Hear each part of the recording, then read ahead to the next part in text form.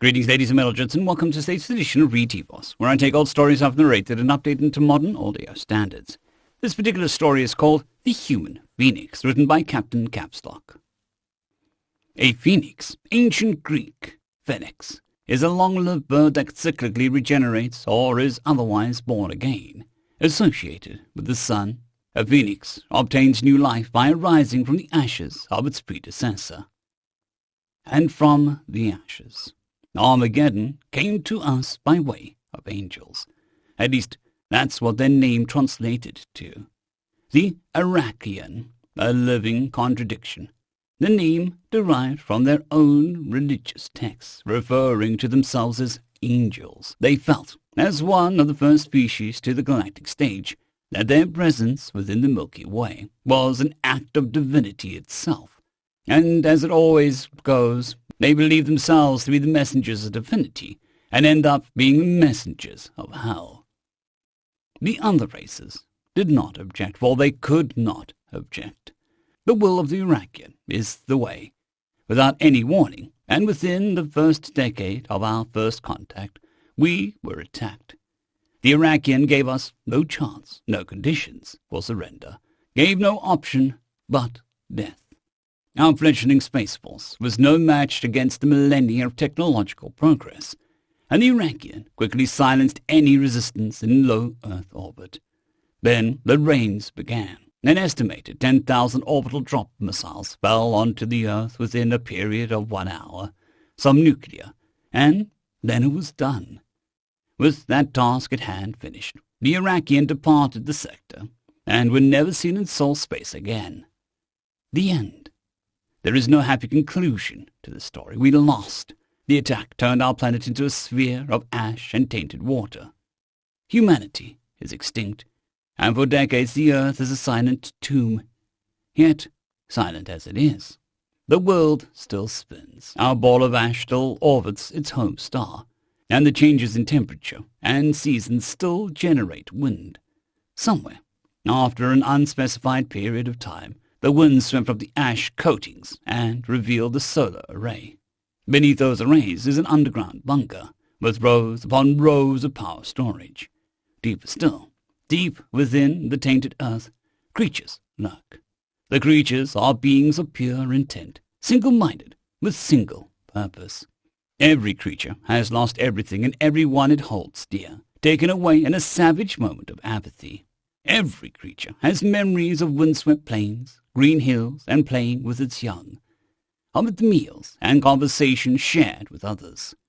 The appreciation of our art, our music, our propensity for love.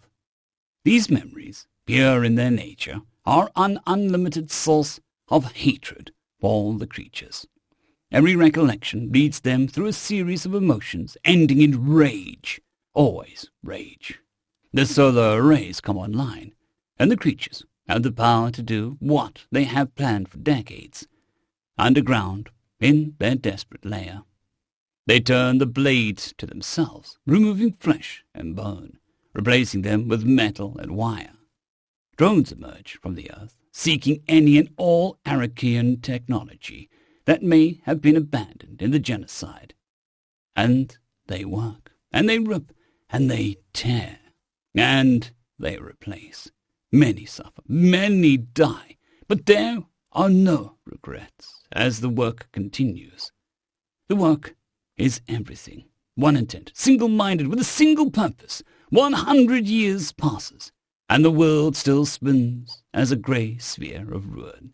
Snippets of data collected from the void indicate that the galaxy at large has forgotten mankind, and did not even inquire as to why they had been removed from the galactic stage. No species stood up to the Arakian and demanded to know why so many innocent lives were taken. Heathens! They are as guilty as the devils who destroyed us. Weak, pathetic. The windswept plains, the children, the joy of a morning spent with your kid, under the blanket of a warm sun. Grass, sky, earth, home, all removed, stolen, robbed. Everything good is gone, replaced by longing and pain. They took it all from them, And now they'll take it back. An eye for an eye was fair. The creatures agreed that the universe deserved to be blind. And from the ashes, an abomination. The twisted creatures rose from the core of the earth. They resembled the species of earth in form, but they were a mesh of flesh and metal. Yet the real difference is in what they were inside. The human is a balanced creature, capable of great evil as much as great good. The abominations were vessels of hate and vengeance alone. They had altered themselves in such a way that they could survive the wasteland of their home, and this cost them their humanity. As they removed the flesh within them for metal, so too did they remove their empathy, compassion, and mercy. And on the surface they again began to work, tireless, unending work. An abomination now, but one day soon they'll have wings, and then those who sought to destroy them will, within the black of the void, see a flaming beacon of death and despair shining bright. Personification, written by Marco, 2021. Communications Intercept 71821.2911-11-02.135155. Translation by V.I. Ollie Green Giant to the Office of Ambassadorial Enrichment from the Archive of Scribe Ulvix. Subject, Planet OB2.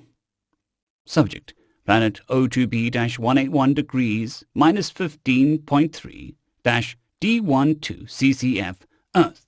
Language assessment ongoing. Greetings, humble ambassadors. I, Senior Scribe Ulvix, issue this communication with the intent of providing linguistic and contextual cultural understanding of the pending application Homo sapiens/humans for the Assembly. With utmost regret, I must apologize that our work is not yet complete, though our deadline is 2 days distant. My colleagues and I expect it may be several months more before we complete our work. Both our primary and secondary virtual intelligences are engaged in our endeavor. But the runtime estimates on their tasks put completion of 51 days. This number has increased continually from initial estimates of 10 days. There are 5 root languages that comprise their primary trade language, and 13 additional languages with widespread use within the local cluster. A simple network search puts their current active language count at over 4,000. The variety of languages and cultural impacts likely needs a VI all of its own, but that can wait. We have discovered a unique word with profound cultural ramifications between assembly and O2P-181 degrees 15.3.D12 CCF. The word is personification. The word is defined with 2 mutually intertwined qualities that demonstrate a unique human viewpoint.